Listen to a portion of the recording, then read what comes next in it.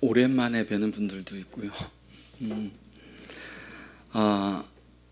수요 예배를 제가 이렇게 은혜롭게 드려본 지가 얼마 만인지 가물가물하네요. 아까 여러분 우리 찬양 가사 마지막에 우리 최 집사님이 찬양 해주셨던 것처럼 하나님의 나라는 절대 무너지지 않습니다. 그리고 아까 대표기도 해주신 것처럼 우리가 하나님 앞에 나가서 예배할 때는 위선의 가면을 전부 벗으셔야 돼요. 여러분 여기 저는 제가 뭐 존경하는 목사님 몇 분 되지 않아요. 근데 한 목사님 보면서 이 우리는 교회 보면서 여러분 성경을 쭉 읽다 보면은 교회에 대해서 단수로 표현한 적은 없어요. 너는 교회다, 너는 성전이다, 나는 성전이다, 나는 교회라는 단수로 표현한 적은 하나도 없습니다. 너희가 성전인 것을 알지 못하느냐. 복음서에는 예수님께서 두세 사람이 모인 곳에 내가 그들과 함께 하리라. 우리가 교회입니다. 주님의 몸된 교회. 몸은 뭘로 이루어졌나요? 살과 피로 이루어졌습니다. 여러분들이 주님의 살과 피예요. 그것이 합쳐져서 교회가 되는 것입니다. 우리는 교회가 하나님께서 주신 은혜를 이 예배당에 가두어 두는 것이 아니라 이 지역사회 좀 더 넓게는 이 경기도 성남 지역 그 다음 우리나라 전역으로 퍼져서 정말로 그리스도인들 하나님을 예배하는 자들이 저런 자들이구나라는 것을 본보기가 되어주시는 귀한 우리는 교회 성도들 되시겠다 기도드리겠습니다. 아멘. 제가 말씀 받기 전에 잠시 기도합니다. 그러니까 제가 잠시 기도하고 말씀 전하겠습니다. 하나님 오늘 하루도 맡겨주신 삶의 터전에서 모든 일을 죽게 하듯 최선을 다하게 하시고 이렇게 수요 예배로 주님의 몸된 교회에 다시금 모여서 몸은 피곤하지만 하나님의 생명의 말씀을 듣습니다. 이 시간 전하는 자나 듣는 자나 모두가 하나님 앞에 겸손히 엎드리며 주시는 말씀 가운데 은혜만 받아 누리는 것이 아니라 그것이 아버지 하나님의 우리의 작은 손과 발로 내려가서 내가 있는 삶의 터전에서 작은 예수 그리스도로 아버지 하나님의 사람들을 섬기며 살아갈 수 있는 은혜를 더하여 주시옵소서. 그리고 하나님의 은혜를 덧입는 귀한 시간이 될 수 있도록 역사하여 주시옵소서. 감사드리며 이 모든 말씀 살아계신 우리 주 예수 그리스도 이름으로 기도드렸습니다. 아멘. 제가 우리는 교회 수요예배 수요예배가 얼마나 기대가 됐으면 패드를 받쳐놓는 이게 있어요. 버티며 오신 분들은 알 거예요. 그 받침대가 있는데 받침대도 안 갖고 왔네요. 제가 목사님 휴지 받쳐놨습니다. 휴지 받쳐놨습니다. 이 사람들의 어부라는 제목으로 마태복음, 여러분 마태복음 아까 우리가 본문 읽었죠. 4장 18절부터 22절이면은 그 말씀을 쭉 읽다 보면 사람들의 어부라는 문장은 전혀 나오지 않습니다. 그러니까 여러분들이 주보를 보시고 김병 목사가 왜 사람들의 어부라고 전했을까라고 뭐 관심 갖는 분들은 거의 안 계셨겠지만 그래도 관심을 좀 이렇게 가지셨어야 돼요. 그러니까 이 사람들의 어부라는 게 굉장히 중요한 말씀입니다. 오늘 그 말씀을 전하면서 저도 그렇고 여러분들도 그렇고 말씀 앞에 비춰보는 은혜가 있기를 소원합니다. 아멘. 여러분들에게 가장 중요한 물질적인 재산이 있다면 그건 무엇일까요?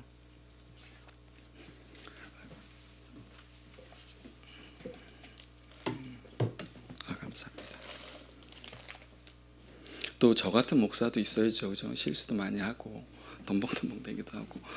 여러분들 이게 가장 중요한 물질적 재산이 있다면 그것은 무엇일까요? 한번 생각해 보시기 바랍니다.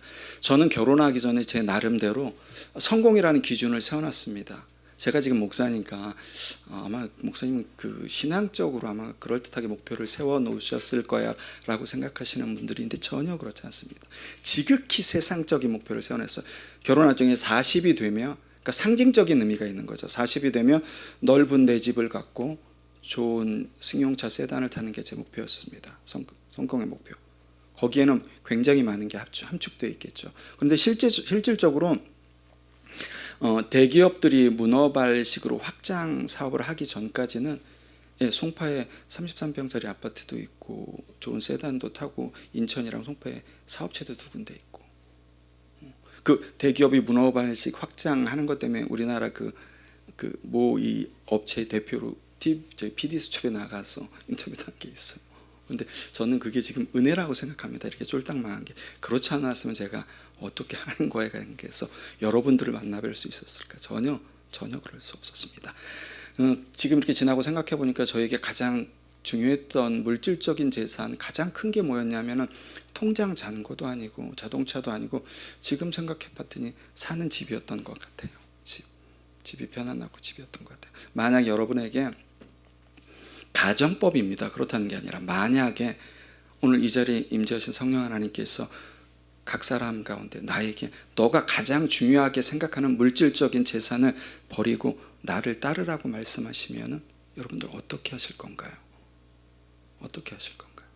여러분 비근한 예로 최근에 이제 저희 가족 좀 먼 친척분들이 두 분이나 소천하셨어요. 한 분은 이제 젊은 청년분이고 아직 결혼도 안 한 청년분이고 지금 이 예배를 마치고 이제 어제 연락을 받아서 인천으로 가서 조카 사위 어머니께서 소천하셨다는 얘기를 듣고 예배 마치고 이제 또 인천에 가야 되는데 심정지로 그 어머님은 이제 가족들이랑 그 내일 모레 해외 여행을 다 가기로 돼 있어서 건강하셨던 분이에요. 건강하셨던 분. 만약에 성령 하나님께서 너가 가장 귀하게 생각하는 물질적인 재산을 다 버리고 나를 따르라고 말씀하시면 어떻게 하실 건가요? 뭐 이건 제가 감히 99% 아니야. 주님은 절대 그렇게 나에게 그렇게 말씀하실 분이 아니지. 그렇게 말씀하실 분이 아니야. 예, 주님이 그렇게 말씀하시지 않을 수도 있습니다. 예, 않을 수도 있어요. 그런데 중요한 것은 여러분, 굉장히 중요한 것은 우리가 대부분 신앙생활을 이렇게 한다는 거예요. 내가 바라고 소망하는 것이 하나님의 뜻인 양 우리가 그렇게 생각을 한다는 거예요. 내가 구하는 것이 하나님도 나에게 원하시는 거고 하나님의 뜻이라고 생각하는 거예요. 쉽게 말씀드리면 내가 기도하는 거, 내가 신앙생활하는 거, 내가 바라보는 모든 것이 하나님의 뜻과 내 뜻이 이퀄이 된다고 생각하는 거예요. 여러분 이거를 제가 다른 단어로 표현해 볼게요. 이게 바로 기복신앙입니다. 이 기복신앙. 여러분 내가 바라고 소망하는 건 하나님의 뜻이야. 내가 바라고 소망하는 게 뭔가요? 이 땅 가운데에서 건강하게 잘 먹고 힐링하면서 살아가는 거, 신앙생활 잘하면서 고난 겪지 않고. 이걸 조금 미화해서 이렇게 얘기해 주지. 여러분 제가 그냥 단어로 정리하면 기복신앙입니다. 내가 이 땅 가운데서 복받기만을 바라며 또한 내 뜻을 하나님 앞에 어떻게든 관철시키기 위해서 하나님을 찾는 사람들은 반드시 기억하세요. 내가 언제나 바라보고 소망하는 것이 하나님의 뜻이라고 생각하고 그 복받기만을 복받기 위해서 하나님을 찾거나 내가 기도하는 것을 금식하면서 하나님 앞에 작정 기도하면서 내 뜻을 하나님 앞에 관철시키려고 하나님 앞에 하시는 분들은 기억하십시오. 하나님을 내 생각이라는 프레임 안에 가두는 거예요. 여러분 우리는 하나님의 프레임에 내가 갇혀야 되는 사람들이에요. 근데 우리는 반대로 내 프레임 안에 하나님을 가둬놔요. 그래서 내가 원하는 것은 하나님도 원하시지 않는다고 생각을 합니다. 큰 착각입니다. 큰 착각이에요. 큰 착각입니다. 성경 말씀이 대부분 우리가 생각하는 것과 우리가 또 바라고 소망하는 것과 반대적으로 얘기합니다. 반대적으로. 기도가 뭔가요, 여러분? 기도가 여러분 처음에 초신자들 기도는 굉장히 잘 들어주십니다. 그런데 기도의 능력이 쌓이고 기도에 또한 그 믿음의 연단이 더해지면은 처음에는 하나님에게 나의 것을 구하는 기도가 됐지만 그 기도가 점점 더 능력이 되면 나의 것을 버리고 하나님의 것을 자연적으로 구하게 돼요. 그런 기도의 지경을 넓히셔야 돼요, 여러분. 내가 하나를 얻고 들었고가 문제가 아니라. 여러분 뉴스에서도 그렇고 요즘에 심정지로 소천하시는 분들 굉장히 많잖아요. 저도 불과 그 짧은 시간 내에 그 먼 친인척이지만 두 분이 겪으실 줄 꿈에도 생각 못했습니다. 아까 아내가 올라오면서 저한테 그랬어요. 여보, 우리 즐겁게 신앙생활 하자. 짧은 인생. 예, 짧은 인생입니다. 짧은 인생. 하나님께서 우리를 흙으로 만드셨다고 그러지만 제가 버팀 예배 때도 말씀드렸지만 하나님께서 우리를 진흙으로 만드시는 게 아니라 티끌을 모아서 만드셨어요. 티끌 같은 우리의 인생 가운데서 거기서 뭘 더 이 땅 가운데서 부귀영화를 누리겠다고 거기서 하웅당합니까? 언제 하나님께서 부르시면 그때 가야 되는데. 오늘 본문 주인공들을 보면은 그들의 삶에서 가장 중요한 물질적인 재산을 버렸습니다. 어부들에게 가장 큰 물질적인 재산은 뭔가요? 배입니다. 배. 그들은 배를 버렸어요. 오늘 본문에 나오는 사람들은 이것을 뒤로 하고 주님을 따랐습니다. 오늘 본문 20절과 22절 말씀입니다. 제가 20절 봉독해 올리겠습니다. 그들이 곧 그물을 버려두고 예수를 따르니라. 그 다음에 22절 말씀, 그들이 곧 배와 아버지를 버려두고 예수를 따르니라. 20절의 그들은 베드로와 안드레 형제를 얘기하는 거겠죠. 그리고 22절에 아버지를 버려두고 따랐다는 그 그물을 수선하던 그 형제는 야고보와 요한 형제를 말하는 거겠죠. 그들은. 근데 여러분, 주님께서 처음 부르셨어요. 베드로와 안드레, 그 다음에 야고보와 요한 4명을 부르셨습니다. 그런데 여러분, 성경을 읽다 보면 예수님께서 항상 중요한 순간에 데리고 다니시던 세 제자가 있죠. 베드로와 야고보와 요한. 예수님께서 처음 4제자를 부르셨는데 그 4제자 중에 3명이 12제자 가운데서 가장 핵심적인 역할을 감당하며 나갑니다. 감당하는 제자가 됩니다. 베드로 하면 뭐가 떠오르시나요? 성격이 급하고 불같고. 근데 베드로가 주님이 베드로야 너 따라라, 너 나 따라와라 해서 베드로가, 불같은 베드로가 예 주님 제가 따르겠습니다 하고 바로 뒤따랐을까요? 아니요.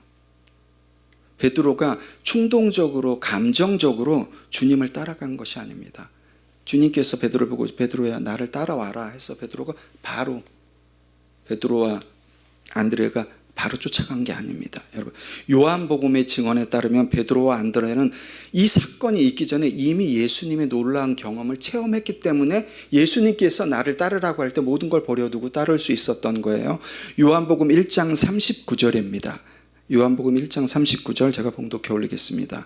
예수께서 이르시되 와서 보라. 그러므로 그들이 가서 계신 데를 보고 그날 함께 거하니 때가 10시쯤 되었더라. 여러분, 세례 요한에게 2 제자가 있었습니다. 세례 요한이 예수에 대해서 증거하자 이 2 제자는 곧바로 예수님을 따라 나섭니다. 그 따라 나섰던 세례 요한의 2 제자 가운데 한 사람이 바로 베드로의 동생인 안드레예요. 안드레가 그 예수님을 따라 나서고 형한테, 베드로인 형한테 달려가서 형 나 오늘 예수님 메시아를 만났어. 나 오늘 메시아를 만났어. 당장 나랑 그분에게 같이 가보자 하고 베드로가 안드레의 동생에 이끌려서 예수님을 만나게 됩니다.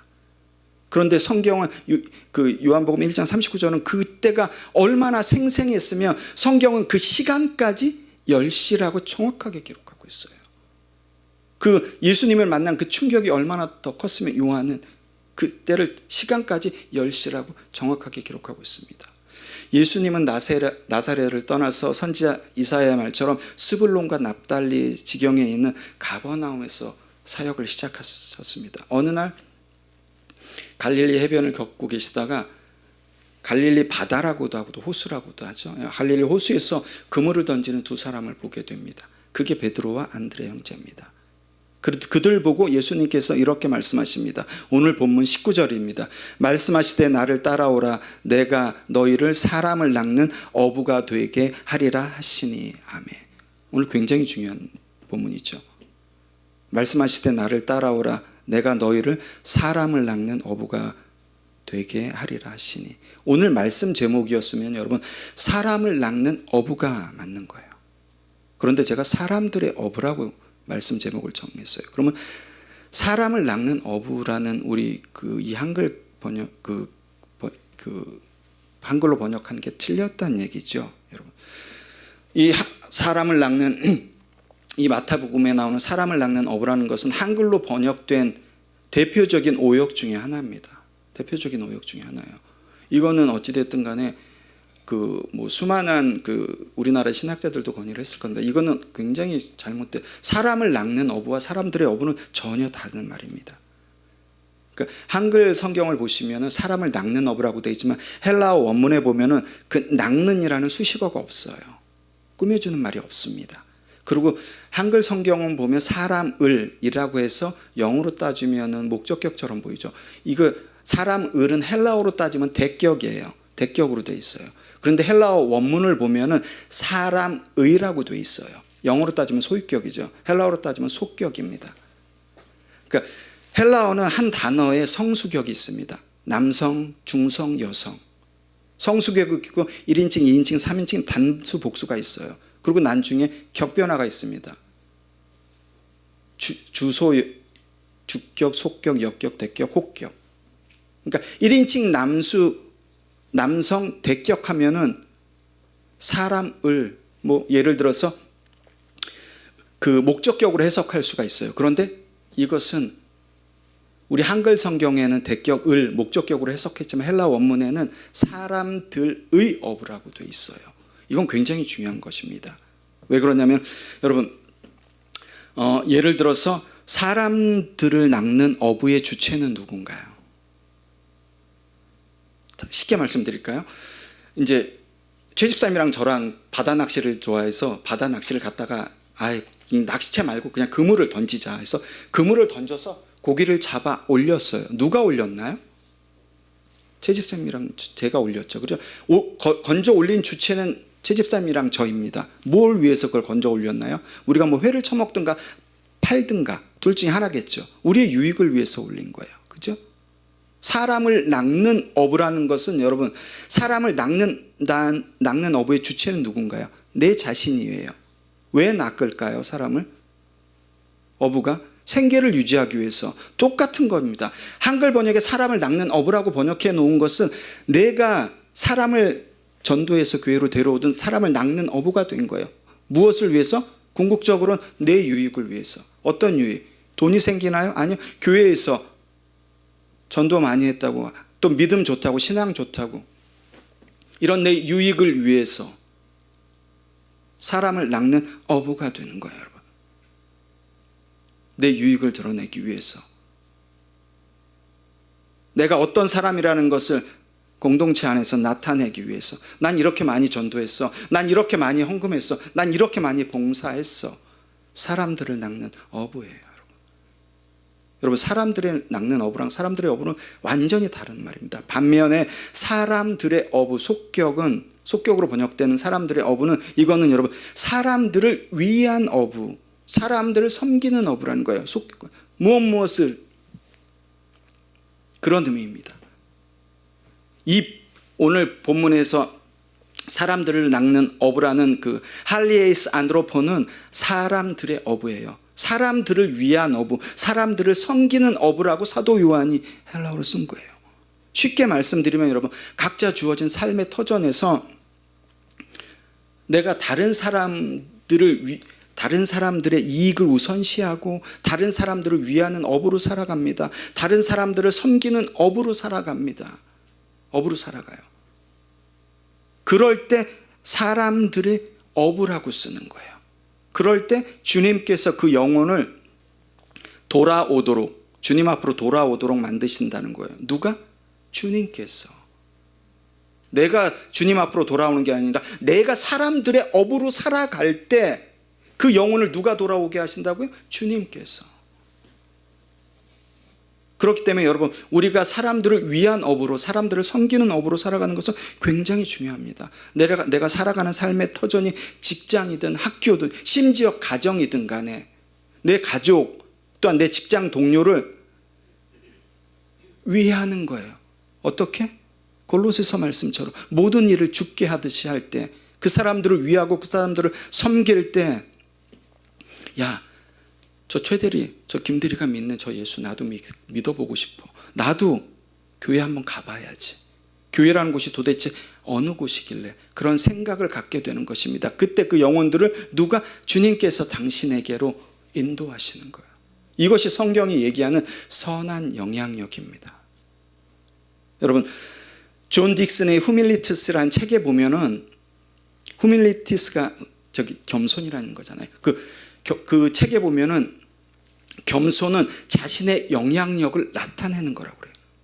다른 말로 바꿀까요, 여러분? 여러분들이 있는 그곳 가운데서 여러분들이 다른 지체를 섬기고 다른 지체를 위해서 주님께 하듯 그 지체하게 할 때 그 영향력을 받는 지체들이 있죠.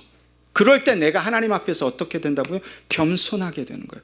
겸손은 여러분, 우리가 무릎을 꿇고 그냥 아는데도 모르는 척하고 이런 게 겸손이 아니라, 세상적인 겸손이 아니라 하나님께서 말씀하시는 겸손은 선한 영향력. 어떻게? 구제 많이 해서? 아니요. 구제 많이 해서 그런 게 아니라 예수를 믿는 자로서 네가 있는 그곳 가운데서 어떻게 소금의 역할을 감당하며 빛의 역할을 감당하는지. 그럴 때 여러분, 우리가 있는 그곳 가운데서 사람들의 업으로, 다른 사람을 위하고 섬기는 사람들의 업으로 살아갈 때 모든 행위의 유익은 내가 받나요? 아니죠. 그 섬기는 그 지체가 받겠죠. 그죠? 그 지체가 받고, 궁극적으로는 그 지체가 모든 영광을 받으면 그 지체가 받는 영광은 어떻게? 하나님께서 받으시는 거예요. 누굴 통해서? 하나님의 자녀인 나를 통해서. 가장 밑바닥에 있는 나를 통해서. 믿지 않는 그 지체가 영광을 받고, 믿지 않는 그 지체가 교회에 가볼까? 나도 예수 한번 믿어볼까라는 그 하나님을 알고 싶은 퀘스천 마크를 가질 때 하나님께서 우리가 어떤 것보다도 큰 영광보다 가장 큰 영광이 전 그거라고 생각해요. 하나님께서 돈이 부족해서, 하나님께서 언제 사람들 떼거지 1만 명으로 부흥시켜서 예배드리라고 했는데 하나님 절대 그러지 말씀하지 않으셨어요. 여러분, 내가 있는 삶의 터전에서 한 영혼만이라도 예수 그리스도께로 교회를 가볼까? 믿어볼까? 이런 생각을 한 지체가 있다면 그 성도님은 반드시 천국에 갑니다. 전 목사에 거짓말 못하죠. 반드시 천국에 갑니다. 왜? 그렇지 못하신 분들이 수두룩하기 때문에. 수두룩하기 때문에. 오히려 저런 인간 때문에 교회 안 가. 교회 다니는 게 더하네, 더해.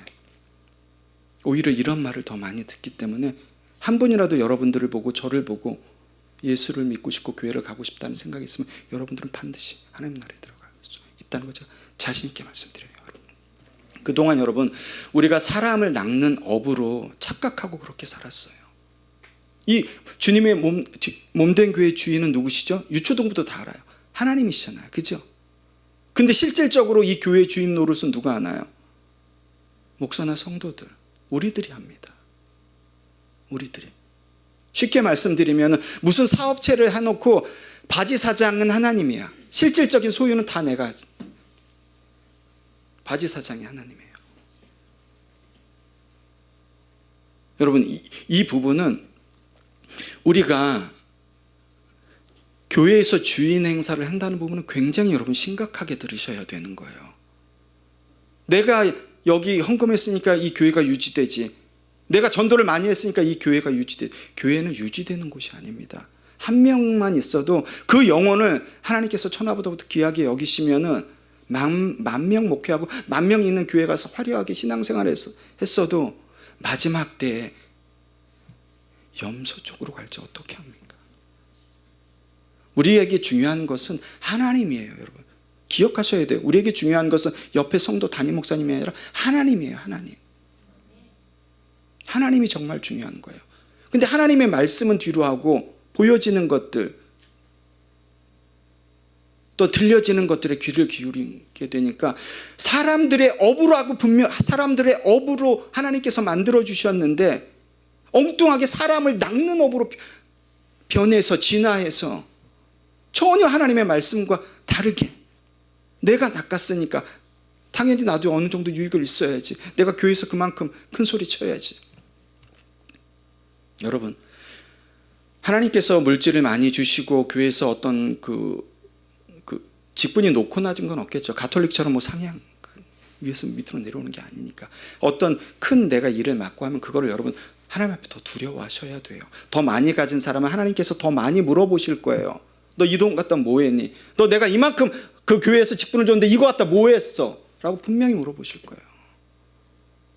그렇기 때문에 여러분 늘 하나님 앞에서 두렵과 떨림으로 내가 어부가 되지 않도록, 사람들의 어부가 될 수 있도록 늘 내 자신을 말씀에 비춰서 여러분 늘 점검하셔야 돼요. 찰나입니다. 우리의 인생은 찰나. 우리는 가야 할 곳이 있어요. 분명히 이 땅 가운데 매이는 사람들이 아니라는 걸 기억하십시오. 예수님께서 베드로에게 너 자신의 유익을 위해서 사람을 낚는 업으로 만들어 주시겠다고 절대 약속하시지 않았어요. 이 한글 성경은 100% 잘못된 겁니다. 예수님께서는 베드로에게 사람을 낚는 어부가 아니라 사람들의 어부로 만들어 주셨어요. 사람들의 어부. 왜요? 그것은 예수님께서 이 땅 가운데 오신 목적이니까. 우리 예수님께서 섬김을 받으러 오셨나요? 섬기러 오셨나요? 섬기러 오셨어요. 사람들의 업은 어떻게? 다른 사람을 위하고 그 사람을 섬기는 거예요. 예수님께서 이 땅 가운데 오신 목적이랑 똑같아요. 우리는. 근데 우리는 오히려 예수님께서 이 땅 가운데 섬김을 받지 않고 섬기러 오셨는데, 우리는 스스로 사람들을 낚는 어부가 돼서 내가 누구를 낚았고 내가 어떻게 해갖고 스스로 내가 그 자리에 올라가려고 해요. 그 자리. 그러니까 하나님 우편 보좌에서 우리 주님께서 창자국 목자국 난 그 모습으로 얼마나 애통하시겠어요. 얼마나 우리를 보면서 눈물로 기도하시겠어요. 제발 제발 제발 얘야 깨달아라 깨달아라 얼마나 말씀하시겠어요. 여러분 우리가 마태, 마가, 누가, 요한복음, 우리가 이 요한복음 빼고 세 개를 공간복음이라고 하죠. 그죠? 근데 여러분 복음서를 보실 때는 이 마태복음을 유대인을 위한 완급복음이라고도 해요. 왜냐하면은 여러분 우리가 이제 복음서를 볼 때는 이 복음서가 보통 우리가 책을 읽을 때 서론이 있잖아요. 그죠? 이 저자가 어떻게 저술해 나가겠다는 서론이 있습니다. 그 부분을 여러분 반드시 읽으셔야 돼요. 마태복음도 이 복음서도 마찬가지예요. 다른 것도 마찬가지지만 이 저자가 어떤 의도로 이 복음서를 써갖고 바울이 어떤 의도로 갈라디아서를 써갖고 어떤 의도로 써갔는지를 여러분들이 머리에 넣으셔야 돼요. 여러분들 하나님을 믿는 사람들이잖아요. 그죠? 그럼 하나님의 말씀이 어떻게 흘러가는지 아셔야 되잖아요. 그죠? 뭐 그것까지 알아야 돼. 여러분 생명이 달린 문제입니다. 보이지 않지만 생명이 달린 문제예요. 우리 육신의 생명은 뭐 성경 수혜야 80이라고 하지만 90까지 산다고 해서 90년이면 끝나요. 근데 하나님께서 말씀하신 영의 생명은 무한대예요. 수학 보셨죠? 무한대. 끝도 없는. 근데 그걸 관심을 안 가지시면 안 되죠. 마태복음을 읽으실 때는 여러분 반드시 기억해야 될 부분 두 부분이 있습니다. 뭐냐면 이 당시 독자인 유대인들에게 마태는 끊임없이 예수 그리스도가 메시아임을 증거합니다. 그리고 그의 나라에 대해서 끊임없이 처음부터 끝까지 마태가 그것을 놓지 않고 갑니다. 뭐라고요? 예수가 그리스도이시고 또한 그 하나님의 나라에 대해서 끊임없이 얘기하는 거예요. 이러한 맥락에서 요한은 오늘 사람들의 업으라는 그 궁극적인 그 문장을 쓴 것은 베드로나 제자들이 예수님의 제자로서 다른 사람들로부터 섬김을 받지 말고 내가 너희들한테 얘기했던 것처럼 사람들의 어부, 가장 밑바닥에 내려가서 다른 사람들을 위하고 섬기는 어부가 되라는 의미로 사람들의 어부라고 요한을 통해서 말씀해 주신 거예요. 왜요? 왜요? 예수 그리스도의 향기 많이 들어보셨죠? 요즘에 거의 안 쓰더라고요. 너는 그리스도의 향기라. 여러분 우리가 예수 그리스도의 향기로서 내 삶으로서 삶의 편지를 누구에게? 주님 앞에 오늘도 썼어요. 우리는 삶의 편지를 예수님께서 제자들에게 사람들의 업으로 살아가야 된다고 말씀하신 것은 내가 부활승천하고 다시 오는 그날까지 너희는 이 땅 가운데서 어떻게? 나를 증거하는 향기로서 너의 삶으로 나에게 편지를 쓰라는 거예요. 여러분 우리가 예수를 따른다는 것은 단순히 우리가 말씀만 듣는 것이 아닙니다. 예수를 따른다는 것은 우리가 찬양 가운데 말씀 가운데 나 은혜 받았어. 그래. 이거 결심했어. 이렇게 결심만 하는 게 아니에요. 여러분 예를 들어볼까요? 예를 들어서 여러분들 기도하는데 하나님께서 감동을 주셔서 어떤 지체에게 예를 들어서 100만 원 헌금해. 이런 감동을 주셨어요. 그런데 그게 시간이 하루 흘러 이틀 흐르면 어떻게 되나요? 희석이 되죠. 희석이 됩니다. 당연히 희석이 돼요. 일주일이 돼도 희석이 돼요. 그러면 그것은 여러분 하나님의 그 주님의 말씀을 따른 건가요? 아닌 건가요? 아니죠. 그렇기 때문에 여러분 우리가 예수 그리스도를 따른다는 것은 내가 단순히 말씀만 듣는 것에서 끝나는 것이 아니라 받은 은혜만 내가 누리는 것이 아니라 내 마음에 결심했어만 이것으로 끝나는 게 아니라 우리 하나님의 작정과 실행 있잖아요. 섭리. 실행을 섭리라고 하죠. 마찬가지 우리가 실행이 있어야 돼요. 실천이 있어야 되는 거예요. 그럴 때 궁극적으로 예수 그리스도를 따른다는 표현을 쓸 수 있는 거예요. 예수님께서는 베드로와 안드레, 야고보와 요한에게 나를 따르라고 말씀하실 때 19절에 오늘 본문 19절에서 나를 따르라고 말씀하실 때 이게 다 포함된 거예요. 실행까지 포함해서 따르라는 거예요. 안 그랬으면 그들이 자기가 가장 중요하게 생각하는 물질적 재산, 눈에 보여지는 거예요. 통장이 찍히는 거예요. 그것을 버려두고 주님을 따라갈 리가 없겠죠. 그죠? 예수님께서는 지금 그것까지 이 제자들에게 요구하시는 거고, 이 성경은 예수 그리스도께서 다시 오시는 그날까지 1.1획도 땅에 떨어지지 않는 진리입니다. 그렇기 때문에 동일하게 2025년 오늘 2월 26일 수요예배를 드리는 저와 여러분들한테도 동일하게 말씀하시는 거예요. 나를 따르는 것은 듣기만 하는 것이 아니라, 내가 주는 은혜만 누리는 것이 아니라, 마음의 결심만 하는 것이 아니라 실행해야 되는 거야. 실천해야 되는 거야. 그럴 때 나를 따른다고 얘기할 수 있는 것입니다. 여러분, 우리가 그렇게 살아갈 때, 우리가 그렇게 하루하루를 주님 앞에 쌓아갈 때, 여러분 이 땅 가운데서 진짜 최 집사님 너무 진짜 찬양 잘하셔, 은혜스러워, 너무 잘하셔요. 그리고 목사님 정말 은혜 많이 받았습니다 말씀. 이 칭찬을 받게 되면 하나님의 상급은 날아가는 겁니다. 그거 좋아하지 마십시오. 이 땅 가운데서 칭찬을 안 받아야지 하나님의 상급이 계속 쌓이는 거예요. 여러분, 칭찬을 안 받으면서 잘하긴 굉장히 어려워요. 여러분, 어렵습니다. 그럴 때 주님께서 세우신 이 몸된 교회가 나도 모르게 주님의 살이 되며, 어떤 지체는 주님의 피가 돼서, 우리가 성찬을 하는 이유가 그거잖아요. 성찬을 하는 이유가 예수 그리스도의 구속해 주심을 기억하는 거, 기념하는 거. 기념하다는 그 여러분 헬라 원문은 내가 그것을 떠올린다는 거예요. 떠올린다는 거. 떠올리는 거예요. 그것을 성찬을 할 때, 예수 그리스도께서. 그렇게 여러분 하루하루를 쌓아갈 때 언제 1년, 5년, 10년 이렇게 쌓아간 여러분의 믿음의 분량과 하나님께서 주신 그 단단한 그 은혜는 그 누구도 허물어뜨릴 수 없습니다. 그럴 때 여러분이 누구나 다 맞이하게 되는 그 죽음을 맞이할 때 발부둥 치는 것이 아니라 환하게 웃으면서 주님 품으로 아무 두려움 없이 갈 수 있게 되는 거예요. 그렇게 하루하루 예배당을 나가서도 살아가는 저와 여러분들 되길 소원합니다. 아멘. 말씀 정리하겠습니다. 우리가 이 땅에서 아무리 많은 사람을 전도했더라도 그것이 사람들의 어부가 아닌 사람을 낚는 어부였으면 말짱꽝입니다. 말짱꽝이에요. 그건 여러분 오히려 죄를 더하는 거예요. 여러분, 왜? 나는 믿는 자기 때문에, 하나님의 자녀이기 때문에. 모르지 않잖아요. 그게 죄라는 걸 알잖아요. 알면서도 계속해서 그걸 하는 거예요. 왜? 다른 사람들이 나를 칭찬해주고 보는 눈이 있고, 교회에서 내 입지도 있고, 사회에서 내 집지도 있기 때문에. 여러분, 근데 중요한 것은 어떻게 다른 사람들이 나를 보건 그건 중요하지 않습니다. 하나님께서 나를 어떻게 보시냐가 가장 중요해요.